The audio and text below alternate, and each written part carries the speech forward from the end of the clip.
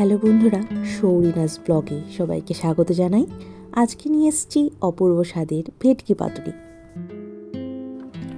এখানে ভেটকির ফিলে নিয়েছি 4 পিস, 2 চামচ কাজু, 1 চামচ পোস্ত, হাফ চামচ সর্ষে, 1 চামচ চারমগজ, হাফ পেঁয়াজ কুচি, 3টে লঙ্কা কুচি, ভিনিগার, নুন, হলুদ ও সর্ষের তেল।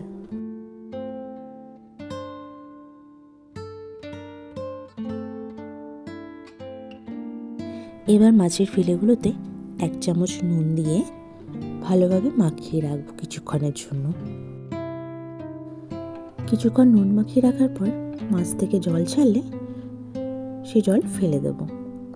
আর এই জন্যে এখানে নুনের পরিমাণটা বেশি দিয়েছি। যেহেতু প্রথমেই আমি 1 চামচ নুন দিয়ে দিয়েছি, তাই আমি রান্নাতে পরে আর নুন দেব না।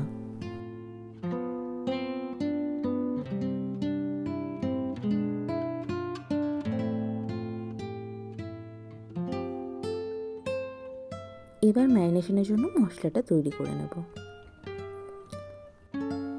ম্যারিনেশনের মশলাটা আমি শিলনোড়ায় বেটে নিয়েছি, তবে আপনারা চাইলে মিক্সিতে তৈরি করে নিতে পারেন। তবে শিলনোড়ায় বাটা মশলার টেস্ট একটু আলাদাই হয়।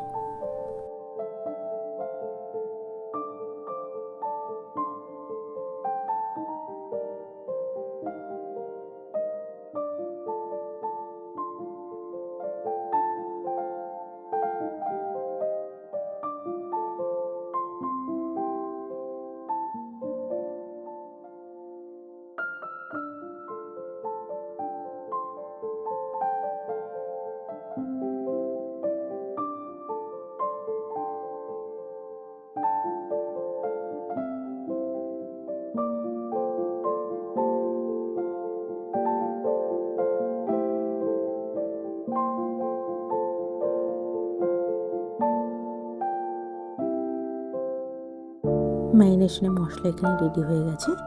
এবার মাছগুলোকে ভালোভাবে ম্যারিনেট করে রাখবো। প্রথমে মাছ থেকে যে জলটা বেরিয়েছিল সে জলটা ফেলে দেব।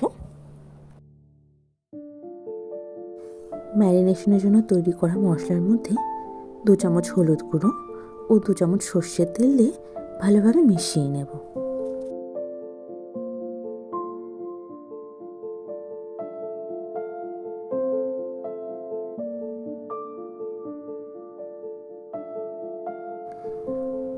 দেড় চামচ ভিনিগার দিয়ে মাছগুলোকে একটু মাখিয়ে নেব।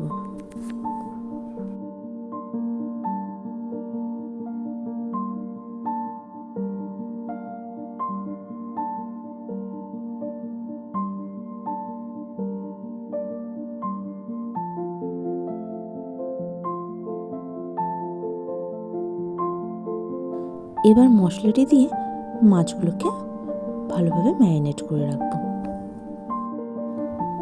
আমি এখানে মাছগুলোকে 7 ঘন্টা ম্যারিনেট করে রেখেছিলাম। 1.5 থেকে 2 ঘন্টা ম্যারিনেট করে রাখলেও হয়। তবে যত বেশি সময় ধরে ম্যারিনেট করে রাখা যাবে তত টেস্ট বাড়ে।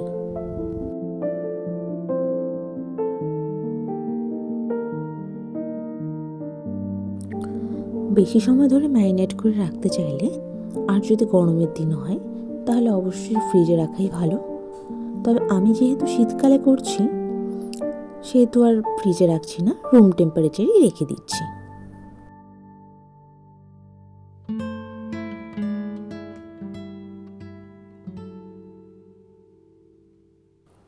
ফিরে এলাম 7 ঘন্টা পরে।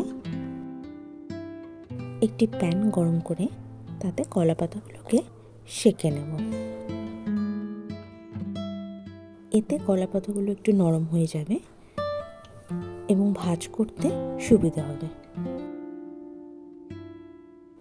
এবার কলা পাতার সামনের দিকটা সামান্য সর্ষের তেল মাখিয়ে নেব।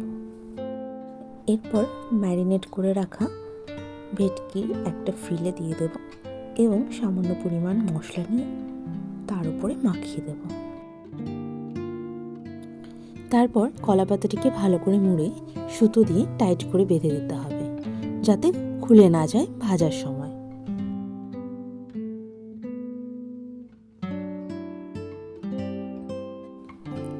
এভাবেই বাকি ফিলেগুলো কলা পাতায় মুড়ে সুতো দিয়ে বেঁধে নিতে হবে।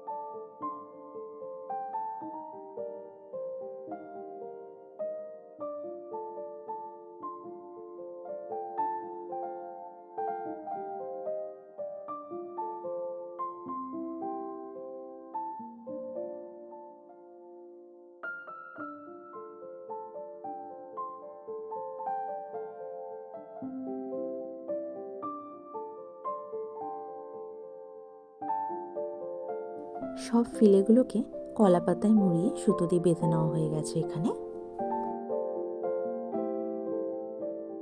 এরপর প্যান গরম হয়ে গেলে তাতে 2 চামচ সর্ষের তেল দিয়ে দেব। পুরো রান্নাটাই এখানে সর্ষের তেলে করেছি আমি।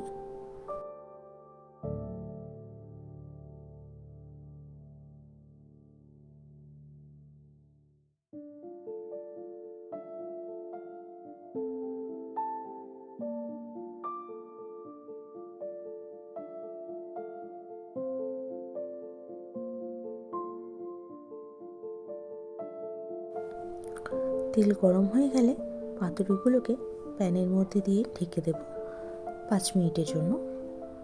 আর পুরো রান্নাটাই হালকা আঁচে করতে হবে।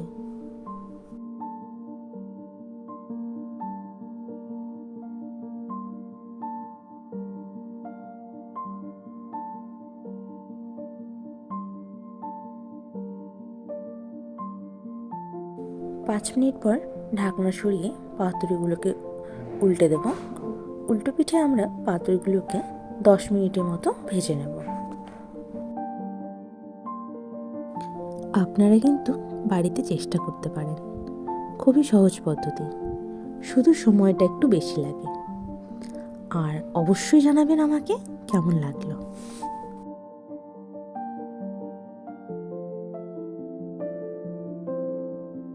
ফিরে আসছি 10 মিনিট পরে।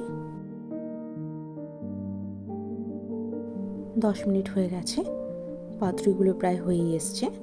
আমরা যে পিঠে 5 মিনিটের মতো ভেজে নিয়েছি সে পিঠটা আরও 5 মিনিটের মতো ভেজে নেব।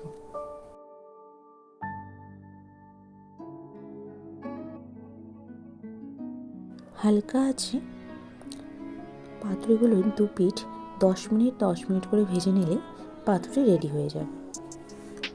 তবে অবশ্যই ঢেকে নিয়ে ভাজতে হবে।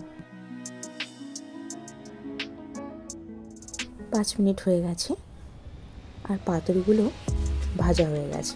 এবার এক এক করে তুলে নেব।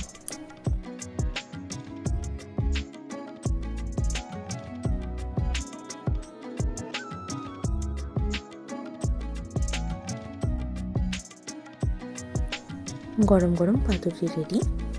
একটা পাতুরি কেটে দেখিয়ে দিচ্ছি।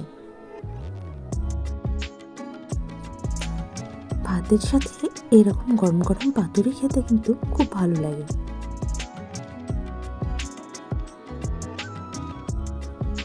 কলা পাতাটা খুলতে পাতুরির খুব সুন্দর গন্ধ বেরিয়েছে। আর এই গন্ধেই যেন খিদেটা আরো বাড়িয়ে দিয়েছে।